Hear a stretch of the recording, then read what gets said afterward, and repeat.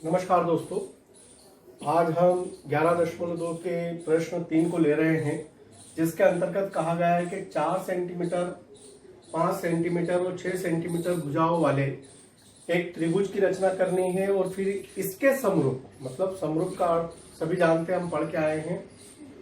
एक अन्य त्रिभुज की रचना कीजिए जिसकी भुजाएं दिए हुए त्रिभुज की 2/3 अर्थात 2:3 गुनी हो। तो हमने हल में सर्वप्रथम ये कहा है कि ए बी बराबर 4 सेंटीमीटर, बी सी बराबर 5 सेंटीमीटर और सी ए बराबर या ए सी बराबर 6 सेंटीमीटर।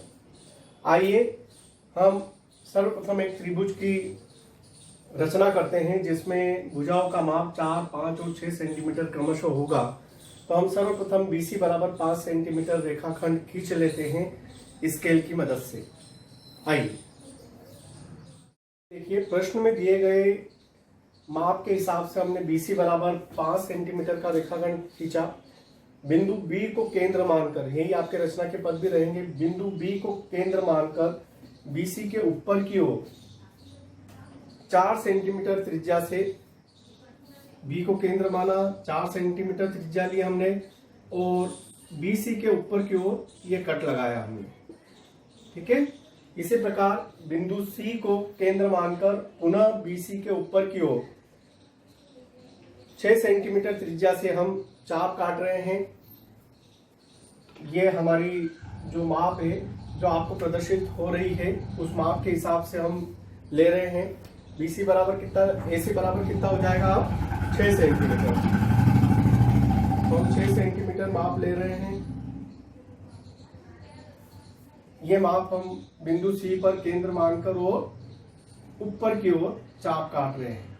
ये जो कट हमें प्राप्त हुआ है, इन कट के कटान बिंदु से तो हम क्या नाम देंगे, A नाम देंगे।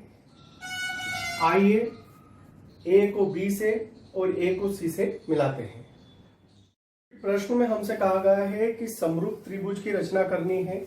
हमने दी गई मापों के आधार पर एक ट्रायंगल की रचना करी है जो कि आपकी स्क्रीन पर है। अब चूंकि समरूप त्रिभुज की रचना करनी है तो पूर्व के वीडियो की भांति बिंदु B पर एक न्यूनकोण खींचा जिसको नाम CBX हम दिया है हमने। अब BX जो आपके पास है उसको 3 समान भागों में विभाजित करना है। पूर्व की भांति हम एक समान त्रिज्या लेंगे, बिंदु B पर रखेंगे और उसको 3 भागों में, ये फर्स्ट कट, ये सेकेंड कट और ये थर्ड कट, इस तरह से हमने 3 समान भागों में विभाजित किया है और इन तीनों भागों को हमने नाम दिया है B1, B2 और B3। ये कट। अब B3 को हम बिंदु C से मिलाएंगे। तो B को हमने बिंदु C से मिलाया है, ये बिंदु B3 को C से मिलाया है। अब जो उन्होंने कहा है कि 3 समान भाग जो है उनको BX को 3 समान भागों में बांटने के उपरांत इस CB3, याद रहे CB3 के समानांतर एक और रेखाखंड खींचेंगे हम। वैसे तो यहाँ पर एक कट लेकर आपको बनाना है, किंतु हम क्या कर रहे हैं कि इसके समानांतर हम इस तरह से खींचते हुए इसको हमने ये कट लगाया जो कि इस BC को C डैश पर प्रतिच्छेदित करेगा। कहां पर प्रतिच्छेदित कर रहा हूं, C डैश पर। अब इस AC को लेंगे हम स्केल की सहायता से और इस तरह से ड्रॉ करेंगे। ये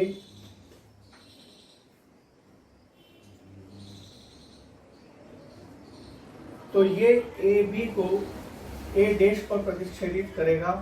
इस प्रकार हमने एक समरूप, मूल त्रिभुज के समरूप त्रिभुज A dash B C dash की रचना की है, जो मूल त्रिभुज के कितने गुना है, 2/3 गुना है। आइए इनके रचना के पद हम लिख लेते हैं। कंस्ट्रक्शन किया है उसके रचना के पद निम्नवत है। रचना के पद आप जिस तरह से रचनाएं कंस्ट्रक्ट करते हैं उसी प्रकार लिखना है, कुछ विशेष उसमें नहीं लिखना होता है। रचना के चरण, पॉइंट नंबर फर्स्ट, सर्वप्रथम BC बराबर 5 सेंटीमीटर का रेखाखंड खींचा, ये खींचा।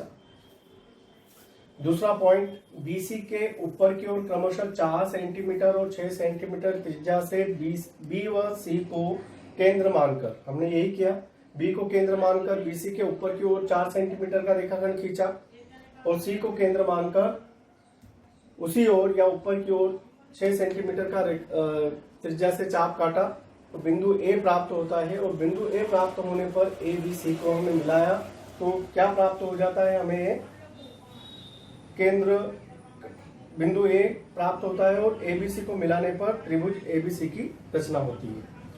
हमारा मूल काम है कि इस त्रिभुज ABC के मूल समरूप त्रिभुज की रचना करनी है जो दिए गए त्रिभुज का 2/3 गुना हो। तो उसके लिए यहां से पुनः पॉइंट नंबर 3 के बाद 4th आता है आपका, बिंदु C पर न्यून कोण पूर्वक, जिस तरह से हमने रेखा किरण खींची है न्यून कोण होती हुई, CBX, बिंदु B पर न्यून कोण CBX की रचना की। BX को समान भागों, चूंकि आपको कहा गया है कि 2/3, तो B1, B1, B1, B2 और B2, B3 में विभाजित किया। B3C को मिलाया, जिस तरह से हमने B3C को मिलाया, फिर इस B3C के समानांतर हमने B2C डैश की रचना की और AC के समानांतर A डैश C डैश की रचना की।